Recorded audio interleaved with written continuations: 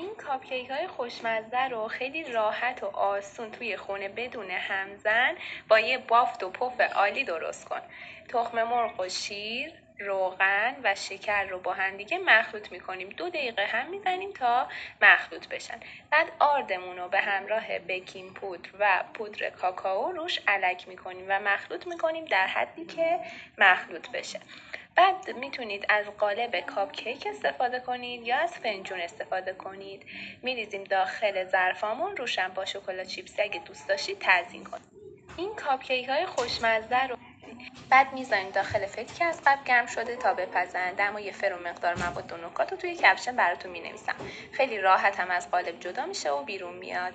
بچه‌ها برای اینکه مقدار زیادی درست کنید باید مواد رو 2 یا 3 برابرش کنید تا کاپکیک های بیشتری داشته باشید. میتونید خامه فرم گرفتم روش بزنید که خیلی خوشمزه ترش میکنه. امیدوارم درست کنید و لذت ببرید.